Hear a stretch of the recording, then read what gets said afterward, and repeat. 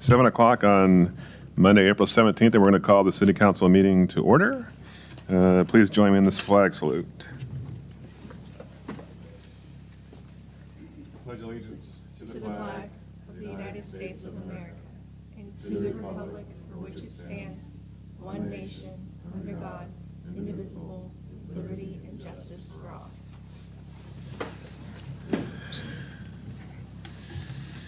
We'll start off by asking if there's any additions to the agenda, which, Julia, anything? No? Any declarations of ex parte contacts, conflict of interest, bias, etc.? No? Hear none?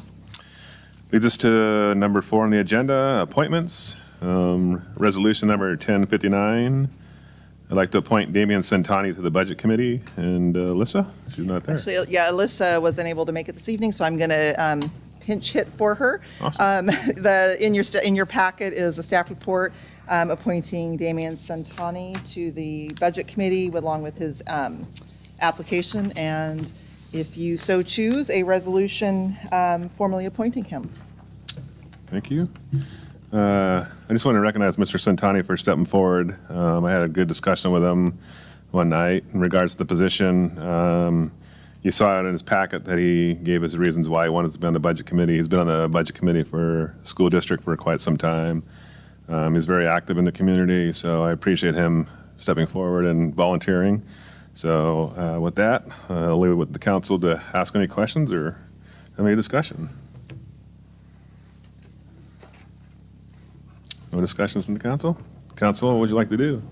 Yes, Mr. Mayor. This is Councilor Patty. Councilor Patty. I wish to make a motion that we approve resolution number 1059, appointing Damian Santani to a 3-year term on the Budget Committee.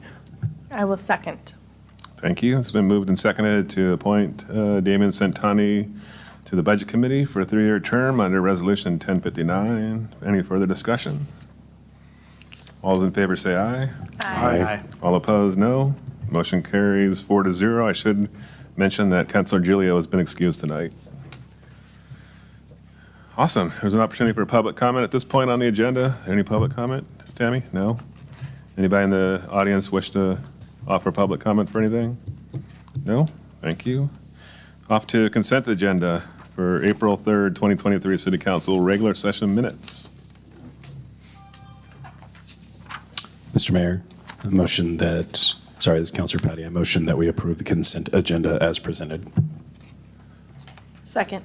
It's been moved and second to accept the consent agenda as presented. Any discussion? All those in favor say aye. Aye. Opposed, Aye. no. Motion carries 4-0. That leaves us with item number 7, which is presentations, community partner, Stayton Fire District. Julia? Yes, first of all, I just want to point out that we're 5 minutes in and 7 items down on our agenda. Good job. I just want to, as part of our regular community partner updates, we invited a while ago, but due to illness, had to reschedule. Jay Alley is the fire chief of our Stayton Fire District. And if you want to come up and share who you are, what you are, how you interact with the city of Stayton, and all the great things that you do to keep us safe.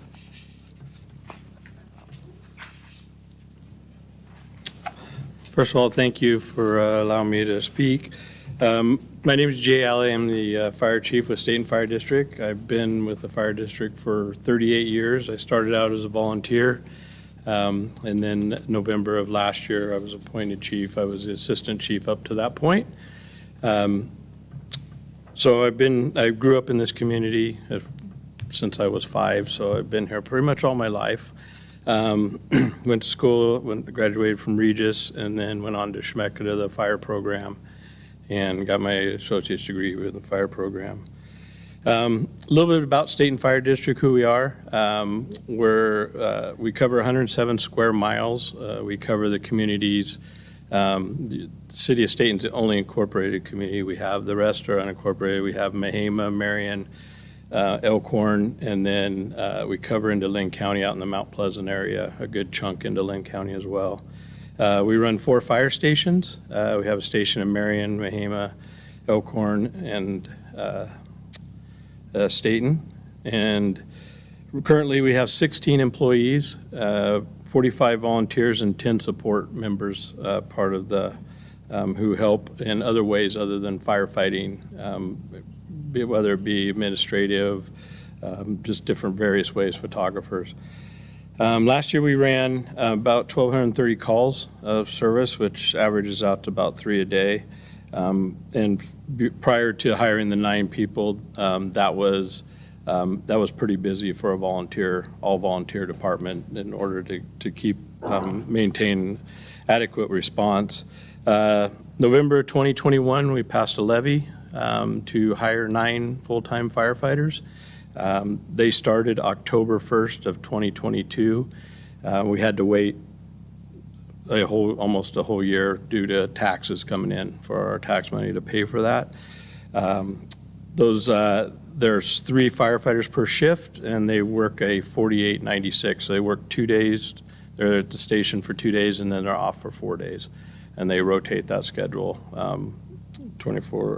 7 days a week, 365 days a year. One of the main reasons we needed to hire was we were seeing a decline in number of volunteers, which is pretty normal in the area. And response times, we needed to reduce our response times, and we've done that by 50% or even greater, especially in the city. It's even greater just because we're more local than trying to respond to the other areas of our fire district. We're funded by taxes, and then the 5-year operating levy, which pays for the 9 employees. Everything else is funded through our normal tax rate. We were very successful at grant writing. We've been over the years, and this year we applied for 2 more grants, $450,000 for air packs that we wear, breathing air, and which are at the end of their life. They last 15 years, and then they're no good, evidently, according to manufacturers. And then we have $830,000 in a grant for a recruit and retention position, which we currently have a recruiter it's a FEMA grant, and it's fully paid for currently, and that runs out in December, and this is to renew that grant for another 4 years to keep that person on, to keep recruiting volunteers. Even though we have the 9 people, only 3 people per shift, we still need volunteers. We can't do without the volunteers. It's going to still be a combination department because 3 people are only 3 people. They can only do so much. With the city, we've been working with the planning department with Dan, Public Works with Lance and Michael, Chief Johns with the police department, and then occasionally with the Public Works crews themselves out in the field. Where we're going to the future, staffing will continue to be an issue, I'm sure, as we see even a more decline in volunteers as time goes, and how we'll be able to fund that. We're looking at a fire marshal's position. Currently we don't have a fire marshal position, and hopefully somebody who can take care of building and fire issues, and then fire prevention as well, which is huge for us. Our community involvement, locally, we have the pancake breakfast. We do a Toys for Joy program that we run every year. Also the Santa Cruz breakfast, which helps fund the Toys for Joy program. We do fire prevention in the schools. We do hands-only CPR in the middle schools, and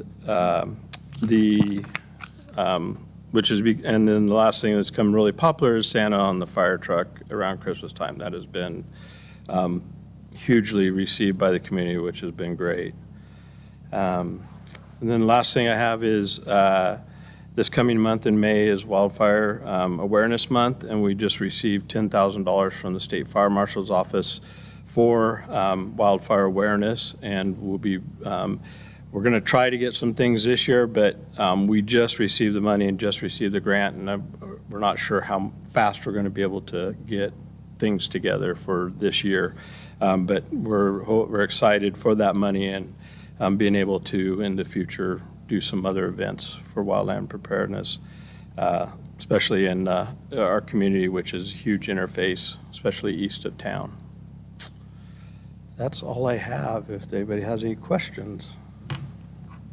Thank you, Chief. Yeah. Anybody have any questions? Chief? Mr. Mayor, Go ahead. I don't have Councilor. any questions. I just thank you for coming and telling us about the fire department. I wasn't aware that you service more than just the city, so thank you for that information. And my family loved to sing Santa on the fire truck this year, so thank you. Anybody else? Great. Thanks again, Chief. Appreciate it. Thank you. With that, we will move on to the public hearing.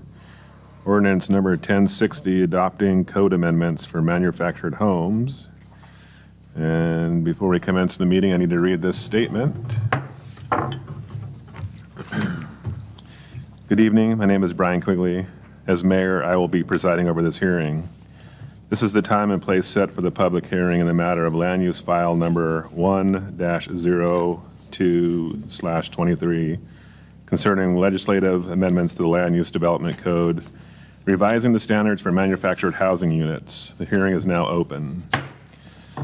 At the back counter is a copy of the proposed amendments, the agenda for this evening's meeting, which lays out the order in which people will be called on to speak during the public hearing, the city's rules of procedures for land use public hearings, and a brochure written to facilitate your participation in the public hearing. You are encouraged to obtain and read a copy of these documents as well. At this time, I would ask the audience if there are any objections to notice for this hearing. I hear none. To the jurisdiction of the body to hear and consider this case. I hear none. Are there any declarations of conflict of interest, ex parte contact, or bias by any members of this body? I hear none. When it is your turn to speak, please state your name and address for the record. As a participant in the hearing, the city is required to notify you of the final results of the process. We are now ready for the staff report. Dan? Thank you, Mr. Mayor, members of the council, members of the public. The issue before you tonight is a public hearing on some proposed code amendments to bring the city's land use and development code into compliance with state law.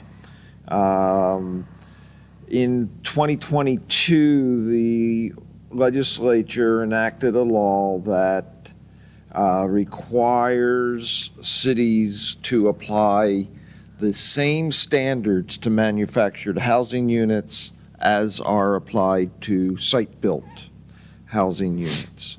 There are currently a number of provisions in our code where we have different standards depending on whether a new home is site-built or manufactured, and therefore we need to amend the code to comply with that requirement.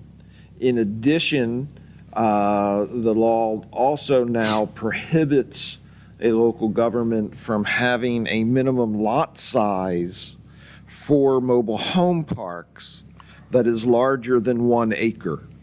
And for however many years since we've had our code, we have required that a mobile home park in Stayton have a minimum of 5 acres. So that's the other amendment that is necessary to our code to come into compliance with state law.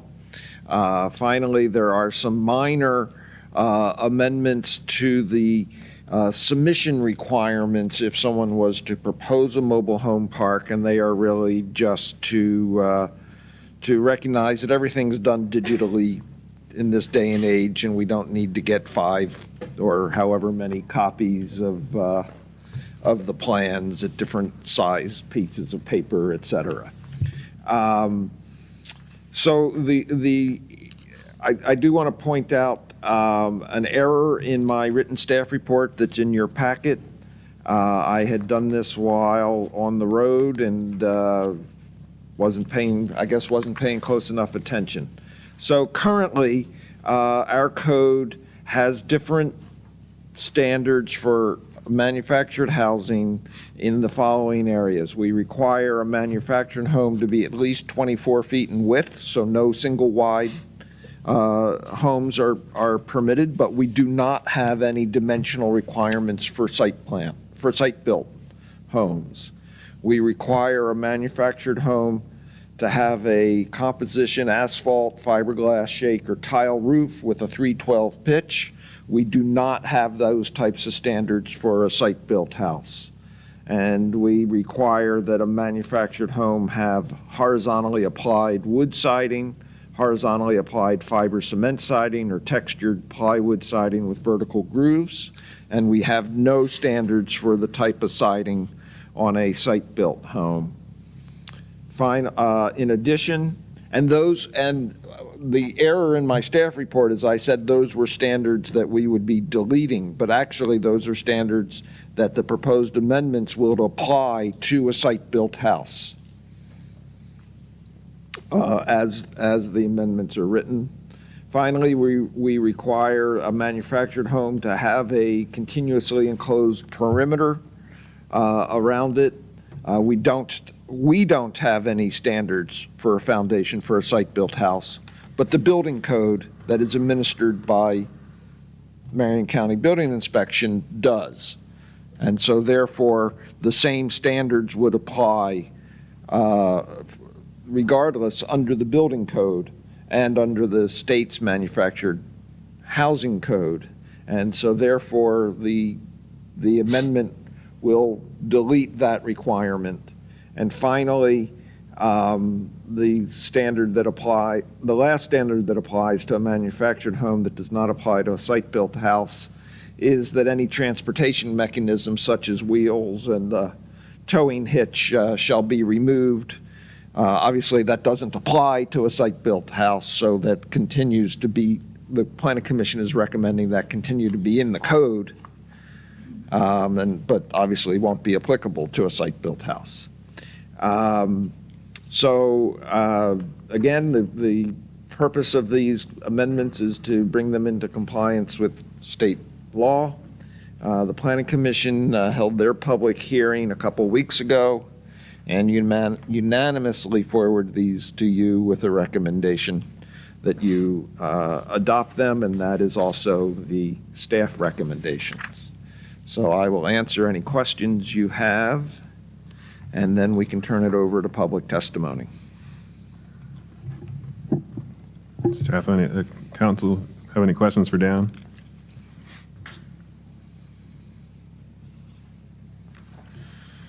Mr. Mayor, Go ahead, Councilor Ort.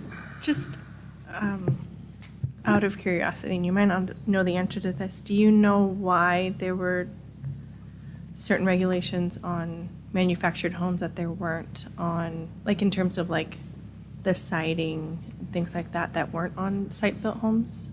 Prior to 2022, when this new law was enacted, state law specified that local governments needed to allow manufactured homes wherever a site-built house was permitted, but also specifically said you can have standards such as siding and roof pitch and so whatever. So this was all done well before I got here. Sure.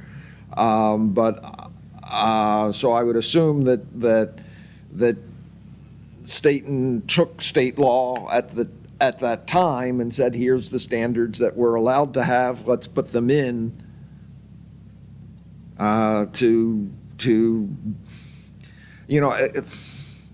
my experience in other jurisdictions in other states that wrestled with these same issues is back in the late 60s and early 70s when manufactured homes looked like boxes that came out of a factory and not like a site-built house.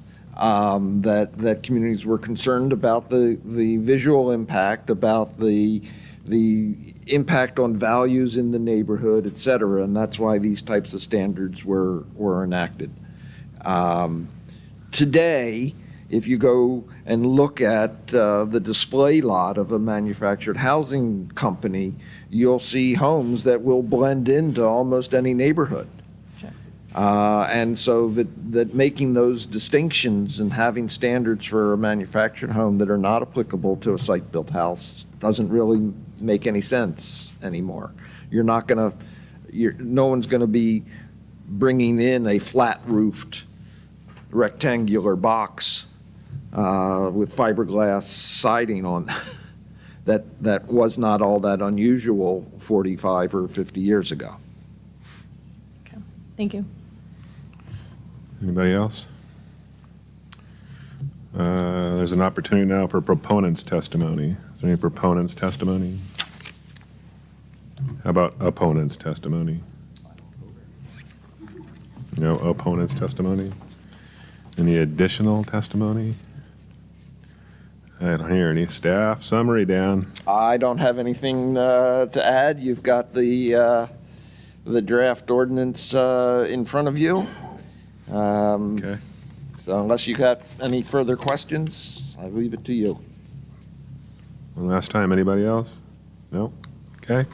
At this point, I'm going to close the hearing, and I have to read a closing statement before we get to council deliberation. The city council, afterwards? There we go. Thank you. Council deliberation. Mr. Mayor, this is Councilor Patty. Councilor Patty. I was just going to say this seems pretty straightforward. Dan, thank you for explaining the correction there. That makes a lot more sense now. Other than that, I don't see any issues with this. I can't see any foreseeable problems by doing this, and I thank the Planning Commission for their time and their review. Mr. Mayor. Go ahead, Councilor McDonald. I'm going to say this looks pretty straightforward to me. In general, I'm kind of more of the mind to remove restrictions to building than to add them, but at this point, I don't see any reason why we shouldn't apply the same standards to site-built homes that we do otherwise. So I think we're good to approve this, I think. Okay, you want to make a motion, somebody? Mr. Mayor, this is Councilor Patty. Councilor Motion Patty. that we approve the first consideration of Ordinance 1060. Thank you. I will second. Councilor Okay, McDonald. moved and seconded to approve the first consideration of ordinance 1060. Is there any further discussion? Councilor Sims, no? Councilor Ort, good? I'm good. All right, with that note, Tammy, can you poll the council, please? Put you on the spot on that one. You did. Counselor Ort? Yes. Counselor Patty? Yes. Counselor McDonald? Yes. Counselor Sims? Thank you. Thank you. Motion carries 4-0. And with that, I will now read the closing statement. The city council's decision may be appealed. Lance? Should I keep going? You good? The city council's decision may be appealed to the Land Use Board of Appeals within 21 days in accordance with ORS 197.830. Thank you. Lance, you're on up. General business, resolution number 1058, authorizing signing of Wyatt Avenue overlay contract. Thank you, Lance? Mr. Mayor. Good evening, council. Mr. Mayor, before you tonight, we have an issue before you, a resolution 1058. This is for 2023 pavement management, well, it's the 2022-2023 fiscal year pavement management program. This is a road that we want to get overlaid. We looked first to get a grant from Marion County for this. Excuse me. We did not get that grant, so we're moving forward with, this is a street project for the city. A little bit of background. As you all know, we went out with a implemented pavement management program last year, and working with GRI, they developed a pavement management inventory list using Street Saver software. They performed a baseline survey of the streets in Stayton. Then they also prepared a 5-year capital improvement plan for us for street overlays. Wyatt Street was part of that program. So we put this project out to bid. I guess it was April 6th. We put it to the, I'm sorry, we put it out in March. We had a bid opening on April 6th. And through that bid opening, we had 4 bids or 3 bidders. Canyon Contracting of Stayton was the low bidder. And we've worked with Canyon Contracting for years here in the community. And staff recommends that the City Council award the contract for the 2022-23 pavement management program overlay to Canyon Contracting. Any questions you might have? No questions for Lance? This is an opportunity for public comment on Resolution 1058. Anybody have any public comment? Doesn't appear so. Let's discuss this with a council decision. Discussion, sorry.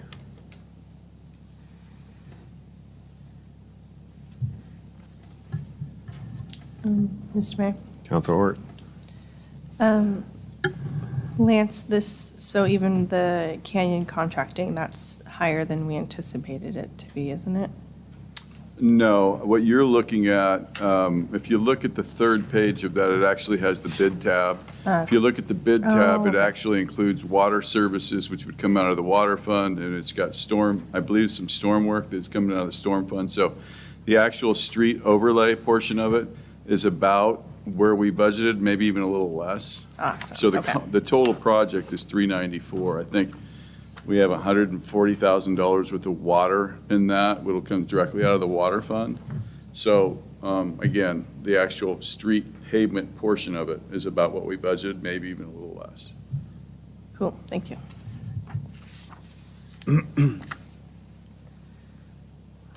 Mr. Mayor, this is Counselor Patty. Counselor Patty, go ahead. Ready to make a motion to award the contract for the Wyatt Avenue Improvement Project to Canyon Contracting LLC in the amount of $394,549. Second. Thank you. It's been moved and seconded to award the Wyatt Avenue Improvement Project to Canyon Contracting LLC in the amount of $394,549. Any further discussion? All those in favor say aye. Aye. All opposed, no. Motion carries 4-0. Thank you. Thank you. Thanks, Lance. Mayor Quigley, sorry. Go ahead. I'm sorry, I should have stopped you guys sooner. So just a point of clarification, that is a resolution, So so you you want me made to- a motion, but you didn't, so I don't know if we want to redo it Sure. to approve Resolution 1058. Sure. I'm sorry. We can do that. Counselor Patty, go ahead. Yeah, I go ahead and make a motion that we approve Resolution 1058. Second. Counselor. It's been moved and seconded to approve motion 1058, authorizing signing a Wyatt Avenue overlay contract to Canyon Contracting LLC in the amount of $394,549. One more time on the vote. All those in favor say aye. Aye. All opposed, no. Motion carries again 4-0. Thank you, sorry you. about that. It just would make Yep, no problem. tracking the resolution approval much easier. No problem. That leaves us with resolution number 1060, authorizing adoption of council goals. Julia? Yes, so as you recall, several weeks ago, we met on a Saturday, almost all day in the library meeting room, facilitated by Sarah Singer-Wilson, and reviewed your goals. In your packet is the summary of that meeting as far as what discussions occurred and the environmental scan of where we were at, kind of what was going on in City Hall that were successes, and then finally getting into your council goals. So that's summarized in the document, which would be an exhibit to the resolution, Exhibit 1 to the resolution. I did summarize what the goals and desired outcomes were within your staff report, but it didn't include the objectives that you really spent a lot of the time talking about. The consultant sent staff the goals, desired outcomes, and objectives for us to fill in who would be the lead, what the project status was, and a draft timeline. And so that's also in the packet. And if you are good with that as is, then you can adopt the resolution, which essentially adopts the council goals, but also makes it clear that there are other things that we're working on. These are really just helping us focus and emphasize our priorities. And yeah, just because it's not on the list doesn't mean it won't get done. I wanted to make sure that was clearly stated. So if you have questions or comments about the goals in the goal document, we can certainly discuss that, or you can move to approve Resolution 1060. Thank you, Julia. This is an opportunity for public comment one more time on the council goals, Resolution 1060. Any public comment? Don't hear any. Thank you, Julia, again. My question is, real quick, is the timelines that are in here, are these set in stone, or we have flexibility on them? These are your goals. You have flexibility on Okay. them. They're our recommendation, so we can certainly explain why we put some on there the way we did, but they're your goals. Okay, that helps. Councilor Patty, you want to read? Yeah, Mr. Mayor, thank you so much. So just sharing this with the rest of the council, Councilor Giglio had left some thoughts on this over email. And so I'm just going to convey those to the rest of you all so that we can go ahead and discuss them and decide whether or not this is worth some amendment. So it sounds like Councilor Giglio was suggesting to potentially motion an additional goal under the housing section. And the suggestion for the verbiage in that goal is read as the follows. Develop a plan for growth that allows for managed growth that is sustainable and in alignment with the community's values. There's no real further information about that, but that is what we have. And so I was just going to put forward to the council and see what they thought about that. If anybody has thoughts on that or follow up. And if I may, I can interject. I did have conversations with Councilor Giglio about that, that issue and the concern, and we discussed what that might mean. And I think it's kind of getting at a concern about unmanaged growth and reaching that 10,000 threshold. That was something he was kind of concerned about and wanting to suggest an amendment to the housing goals. And that's sort of a suggested verbiage, if that is something that the rest of the council wanted to add as an objective. Can you read that one more time? Sure, no problem. So the suggestion for the verbiage of the goal is develop a plan for growth that allows for managed growth that is sustainable and in alignment with the community's values. My assumption is that can be tweaked slightly, or am I incorrect about that, Julia? You can, yes, it can be tweaked. Yes. These are your goals. Mr. Mayor, Councilor McDonald, go ahead. I think I understand the sentiment behind Councilor Giglio's statement there and his concerns. However, I think the statement is pretty vague and doesn't give staff a lot of direction on what exactly are expected of them. I think that we all kind of share that sentiment that we want to make sure that we manage growth in a smart and sustainable way. I just don't know if it's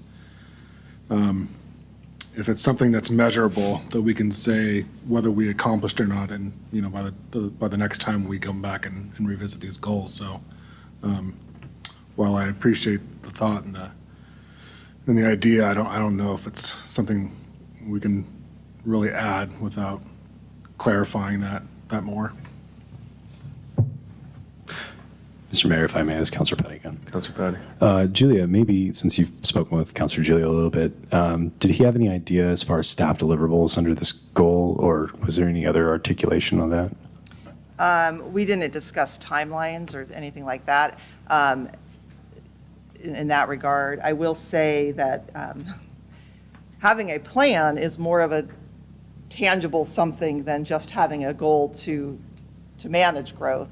So my thought process was that if we were to do that, we would figure out a timeline for that, probably honestly next year. We've got a lot on our plate right now, so it probably wouldn't be something that we start tackling right away. But as we wrap up or start to wrap up some of the other things that we're working on, that would be something that we can look at. And I think that's going to have community involvement and community outreach, just like all the other things that we're working on, because it is vague in terms of, sustainable is maybe actually a little bit more measurable. You can look at costs of infrastructure, cost of service, tax, you can do some stuff with sustainable communities' values will certainly be a lot of outreach. So I don't know if that really answered your question very well or not, but No, I think that's sufficient with what you've been provided. Thank you. Mr. Mayor, Counselor Ort? so our goal under housing says align housing policies with the community's needs, and then the outcomes, one of them is understand and maintain local control of our growth, which I kind of feel like is the sentiment behind Councilor Giglio's possible amendment. So would it be something that we could maybe add under the objectives of this current goal? That was what the suggestion was. Okay, Was that I'm this would be an sorry. additional objective under that goal. Okay, then maybe I don't know why I'm having a hard time understanding that. I thought we were adding another goal to it. Okay, but so adding an objective under this goal is what we're doing. That is my understanding of the intent. Mr. Mayor, it's Councilor Patty. Councilor I just want to apologize, Councilor Ord, if I misphrased that. That is an objective addition under the goal of housing.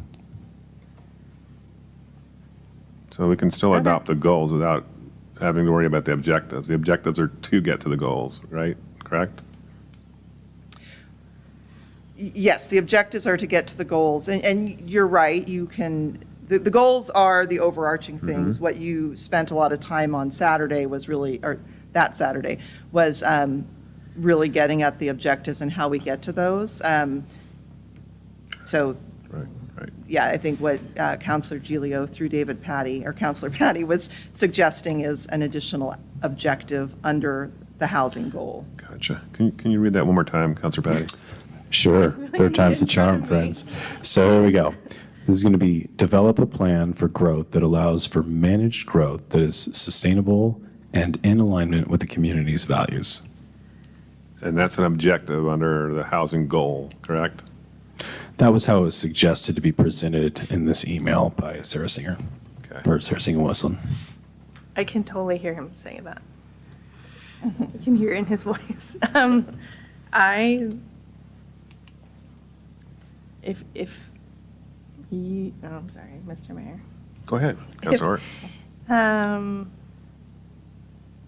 If you think it's something that we could add, that is something that is clear enough to follow, Julia, then, I think it is something that we add that is clear enough to follow. The devil's in the details. I mean, when we get to that, and again, with the understanding that it's probably not going to be something we jump on right away. Sure. When we get to that, we would have to flesh out what that looks like, what the scope and schedule is, and probably bring that before council to discuss more and make sure that we're on the right track.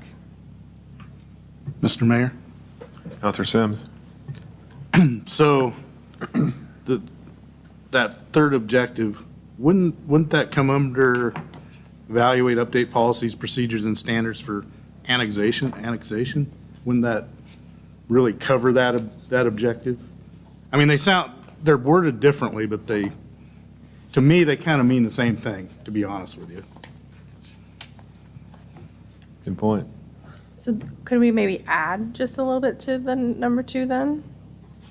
Standards for annexation and I need to see it, cut and paste over here, something about a plan that will allow for managed growth. And then top it off with in alignment with the community's values. Yeah. Can you repeat what you're thinking? Yeah, we're copying and pasting over here, hold on. Looks like Dan has a comment. Yeah, so following up on that thought of modifying this second objective and hearing Councilor Sims' comment about, well, gee, really annexation is the issue when it comes to growth of the community. There is very little land in the city limits today available for residential development. Perhaps something like evaluate and update policies, procedures, and standards for annexations to assure the growth of the community is in alignment with the community values, or something along those lines. may have used the word community too many times in one sentence, but Values of said community. that's even worse. No problem. So Dan, I'm just going to read this back to you and make sure I kind of have this right. Yeah. And then correct me, okay, if I got it wrong, all right? I So don't have a pen. evaluate and update policies, procedures, and standards for annexation to assure the growth is within community values. Yeah, I mean, I think I wasn't part of any conversations with Councilor Gilio, so I don't know exactly where he was headed, but having heard what Julia said about the concern over the impacts of our population crossing 10,000 and new mandates from the legislature that will apply to us when that happens, I'm assuming that that's his major concern. Then yeah, I mean, I think language like that probably gets to it. And it is, as Councilor Sims said, it's really when and how do we annex land will impact how fast we grow.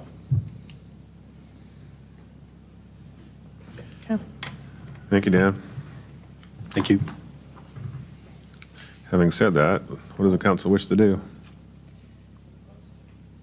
So, and just to clarify, if we want to add that or modify that as written, I would recommend a motion to amend the draft goals accordingly, which I think we've probably said it enough times. Yeah, okay, great. So that would be my recommendation, is whatever modifications you want to make, we do that via a motion so we can track that. Yep. You got it. Mr. Mayor, this is Councilor Patty again. Councilor Patty?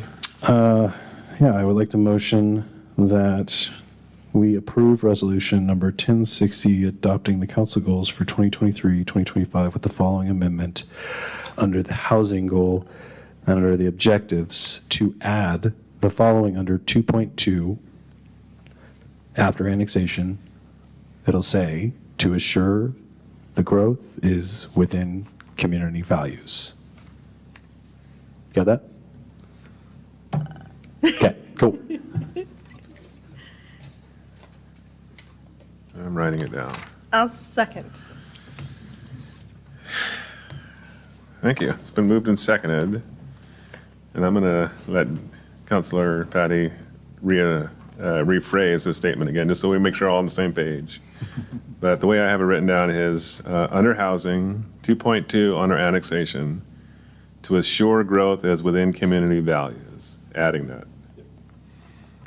Okay, it's been moved and seconded. Is there further discussion?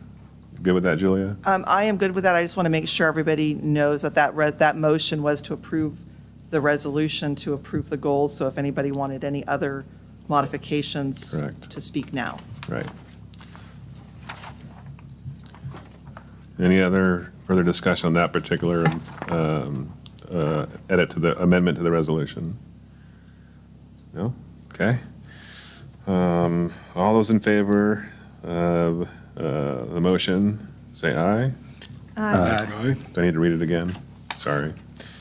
Okay, all those opposed, no? Motion carries 4-0. Thank you, everybody. Wait, So yeah, just to clarify, I mean, and that's, so you just approved the council goals with that one amendment? And is Correct, that that's- what you wanted? as to- amended. Right, As amended, okay. yep, as amended. Just really easy. Good? Okay. With that, we move to item number 10, communications from city manager, city staff, announcements. Julia? So I do have a few announcements after this, but I wanted to have Chief Johns come up and introduce a staff that isn't really so new, quite so new, but I'll have her come up and introduce him. Hello, good evening. So we're following with a request that the mayor made about meeting some of our newest staff as they become solo and moving into covering shifts for us. So this is a lot of fun for me. I'm very proud of our new hires, and I've had the pleasure of seeing the last several from application all the way through the hiring process, graduation from academy, and going solo. In the last 3 years, we've had a handful of retirements that have caused these openings, and then we had an officer that moved his family to Texas, and then we filled the PERS payback position. So that's what the vacancies have been for. But our hiring process is multi-layered, and so it takes many, many months to fill these positions, and then many months to get our officers through training. But tonight, we wanted to introduce you to Officer Branson Brewster.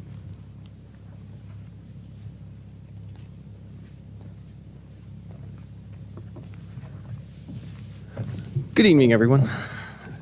So as Chief John mentioned, I'm one of the newer officers here at Stayton, which is kind of a funny thing to say, as I was hired nearly a year ago on April 25th, 2022. That kind of gives you a glimpse at the process of becoming a police officer here in Oregon, and in particular at Stayton. That process began with an application in November of 21, eventually getting hired in April. Chief John's actually organized, because of COVID, Academy was so backed up that she organized a training program with local agencies that allowed us new officers, 3 from Stayton and others from Jervis, Silverton, and Almsville, to be trained with our basic equipment to actually begin our field training, since Academy was so far out. Being that I got hired in April, I actually didn't start Academy until September of 2022. I thankfully graduated in January 20th of 23. Chief Johns did want me to mention that I did receive an honor for academics with my graduation. From there, I came back to Stayton PD and continued my field training, and just recently became a solo officer. So just a little bit about myself. I actually was born here in Salem, but my family moved to Battleground, Washington, which is a small rural town that at the time I lived there was probably around a population of 10,000. So very similar to Stayton, which I think is why I was drawn to this community. It feels like my childhood home. It's a place that I want to care for, I want to service, and I want to be. I have had a few jobs before becoming a police officer. I primarily, my primary career was actually in the IT field. I serviced software having to deal with large industrial printers. That was what I did before becoming a police officer. COVID unfortunately killed that job for me. It became sitting behind a desk answering emails and phone calls alone, not having any human interaction whatsoever, which I decided was something that I did not like. I thoroughly enjoyed interacting with people and meeting face to face and going out and solving problems, which is, I think, part of the reason I became a police officer.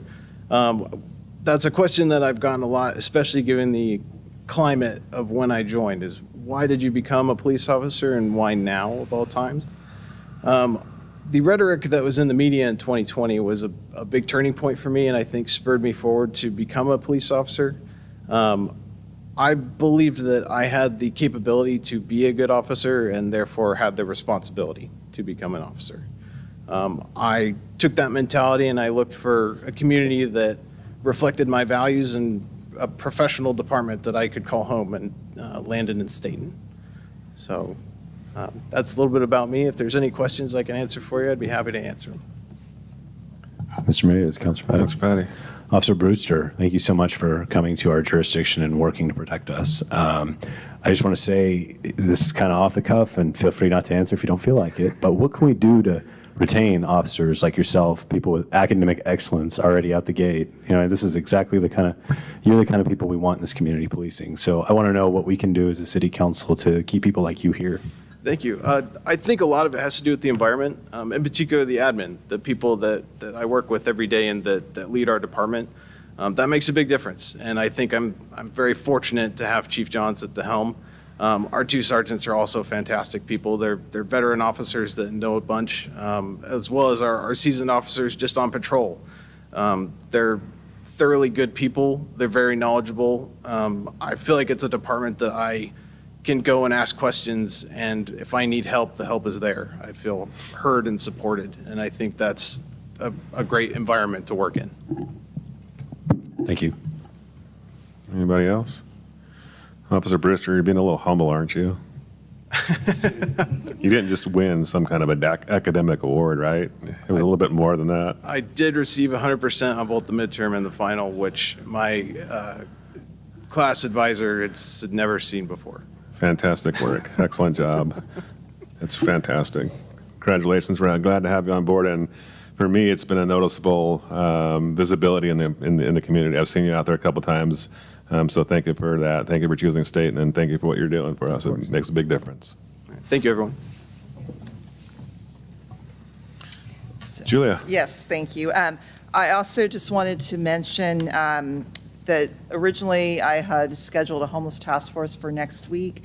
It was a special meeting, and I didn't think that there was a conflict, and there's a planning commission meeting that night, and and Dan has a conflict, and I also need him to be there, and it was kind of a quick turnaround to get the results of the survey and things like that done. So I have canceled the meeting for next Monday. We'll have a regular meeting on the regularly scheduled time, May 8th, and it won't affect the schedule. I'll make sure of that, but I just wanted to let you know that. I've let the task force know, and I've actually seen it posted on social media by one of the task force members too, so we'll get that out there.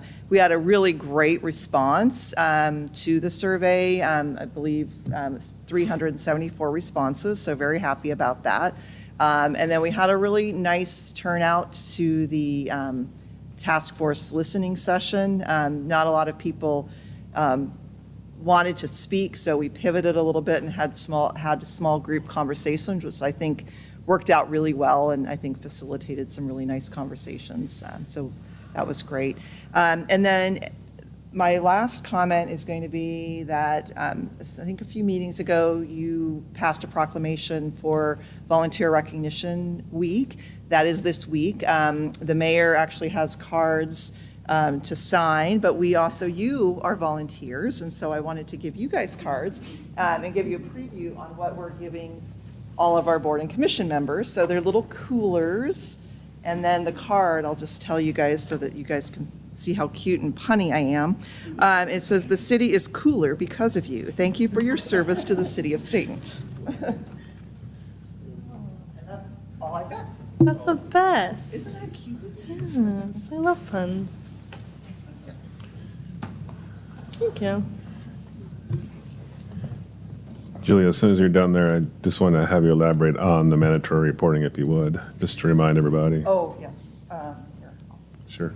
Wait, before you ahead. do that, since you're passing stuff around, you're gonna do it. He's gonna do it. I just wanted to comment that I went to the homeless task force, and I like that you broke people up into groups, because there were a lot of people in the audience, and only, 2 people signed up, and that was awesome. There were people in the groups that voiced their opinions that never would have said anything, so that was awesome to get that out, because I was sitting there and I was like, all these people are here, and then no one wanted to speak, and I was like, well, how are we supposed to know what they're thinking? So that was great. Yeah, Thank I you think for it that. allowed for people that, wouldn't have necessarily felt comfortable testifying to share their thoughts and concerns, so. Mayor Quigley, you asked me to to follow up on the mandatory reporting that I included in my weekly update, I believe. Please, if you would. Yeah. So basically, elected officials are mandatory reporters, as are all staff. So that means that if you hear something, see something, that you are obligated to report that. And I believe in my weekly update, I included a link of where you go if you want more information. And on that note, if you have any questions or want information, please let me know. And we will be, I know, actually I confirmed library, they all 100% know and understand that they are mandatory reporters, and we'll be making sure that we share that information out with all of the staff, just so they know and understand what that means as well. Do you have Awesome. additional questions? No, I beyond just that? wanted to make sure we Okay. got that out there. It's important, I think, for me, so thank you. Mr. Mayor? Councilor Ort. So you had mentioned that was new into 2022? I think that there is I'm sorry, I wasn't fully prepared, so I would have Oh, looked at sorry. that Okay. again. I think that there is some legislation that was newer regarding elected officials. And then regarding staff, what Ross said is that there's some debate among city attorneys, but it's better to err on the side of caution. Certainly anybody that's working directly with children, as a city employee, is a mandatory reporter. The part that was sort of debatable is whether or not all city staff are, but we're going to err on the side of caution. And since we do have programs that serve children, we will consider all of our staff at the recommendation of our city attorney, we will consider all staff mandatory reporters. Anything else? That's it? That's all I've got. Good. Opportunity for communication from council. Anybody have anything? I will just say that we have one more position on the budget committee open. So if anyone's out there dying to count pennies, please come forward because we could use you before the next council meeting, preferably. Definitely before the first meeting in May. With that, I have a discussion or a contact from Chariots, the director at Chariots. One of the board members asked me to have a discussion with him about improving service levels in Stayton, so I'll be having that discussion with them next week at some point, and I will follow up with council. But that's all I got. If there's nothing else, one last time, let's go home. Meeting adjourned.